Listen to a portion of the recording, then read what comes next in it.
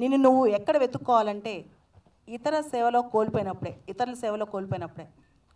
ఒక వ్యక్తి 5వ తరగతి చదివి 50 సంవత్సరాల పాటు తన జీవితం మొత్తం ఒకటే కాజ్ మీద ఉన్నారు.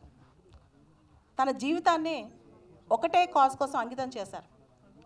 భారతదేశానికి ఎన్విరాన్మెంట్, క్లైమేట్ చేంజ్ అంశాల మీద ఎప్పుడైతే ఆలోచన వచ్చిందో, భారత ప్రధానికి ఎప్పుడైతే ఆలోచన వచ్చిందో ఆయనకు కూడా అప్పుడే ఆలోచన వచ్చింది. అంటే సమాజ సేవకి విద్య ఉండాలా వద్దా, నువ్వు ప్రధానమంత్రి ముఖ్యమంత్రి అని కాదు, సేవ చేసే దృక్పథం ఉండాలని నేను అనుకుంటున్నాను. ఆయనతో పాటే వాంగారి మాత అని చెప్పి ఆఫ్రికా కెన్యా దేశంలో ఒక ఆవిడ ఇలాంటి మూమెంటే స్టార్ట్ చేసింది. ఆయన కంటే గొప్పగా ఏం ఉద్యమం నడపలేదు. ఆవిడకి నోబెల్ పీస్ ప్రైజ్ వచ్చింది, కానీ ఈయన గారికి కేవలం పద్మశ్రీ మాత్రమే వచ్చింది. అంటే ఇంకా గొప్పగా సత్కరించుకోవాల్సిన సమయం మనకు వచ్చిందనమాట. ఎందుకంటే ఈ ఉదాహరణ చాలా ఇంపార్టెంట్. ఒక చిన్న అమ్మాయి మనకి యూరోప్లో గ్రెటా థన్బర్గ్ అని ఒక చిన్న అమ్మాయి ఫ్రైడేస్ ఫర్ ఫ్యూచర్ మూమెంట్ కేవలం శుక్రవారం, తన జీవితంలో శుక్రవారం మాత్రమే త్యాగం చేసి ఇప్పుడు అంతర్జాతీయంగా ఐక్యరాజ్య సమితినే పెద్ద ఊపేసింది.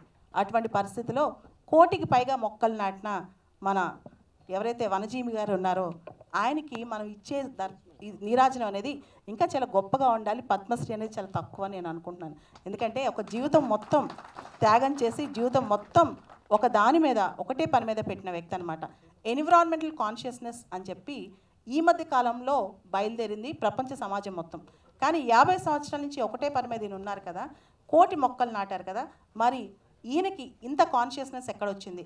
ఈయన పిల్లలకి పాఠం అయింది ఇప్పుడు, కానీ కేవలం పాఠ్యపుస్తకాల పాఠం మాత్రమే కాదు, ఈయన గురించి ప్రచారం తెలంగాణ, ఆంధ్ర మొత్తం భారతదేశంలో ఊరూరా జరగాలి.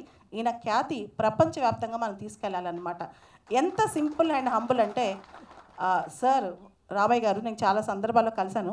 ఆ టైంలో ఆయన చాలా సందర్భాల్లో మొత్తం అది పెట్టుకుని తన గార్డ్ మొత్తం పెట్టుకుని అంత జాగ్రత్తగా వచ్చారు. మేడం కూడా నన్ను చాలాసార్లు కలిశారు. నాకు చాలా సంతోషం అనమాట. ఇది పక్కన పెడితే ఈ ఫౌండేషన్, వాస్విక్ ఫౌండేషన్ అనేది, నేను ఫౌండేషన్ గురించి విన్నాను. మనం ఒకటి కోల్పోతే ఖచ్చితంగా పెద్దవి సాధిస్తాం. ఖచ్చితంగా ఇంకా ముందుకెళ్ళి ఇలాంటి సేవ ఎన్నో చేయాలని కోరుకుంటున్నాను. దాంతోపాటు హరీష్ అన్న మీరు చేసే సేవ, మనం సార్ వనజీవుల్ని ఇలా కొన్ని వందల మందిని తెలంగాణలో తయారు చేయాలి. హరితహారం ప్రోగ్రామ్ ఏదైతే తెలంగాణలో స్టార్ట్ అయిందో ఆ ప్రోగ్రామ్కి ఇంకా అంకురార్పణ జరగాలి. మనం తీసుకోవాల్సిన లెసన్ ఏంటంటే దీనిలోంచి ఆయన మొక్క నాటడం కాదు, అది పెరిగేదాకా ఆయన దాన్ని గార్డ్ చేస్తారు. మనం మొక్కలు నాటడం కాదు, దాన్ని వృక్షాలుగా తయారు చేసే బాధ్యత కూడా మనం తీసుకోవాలి. So Telangana state of forest రిపోర్ట్లో ఇంత టాప్లో ఉందంటే దానికి కారణం హరితహారం ప్రోగ్రామే.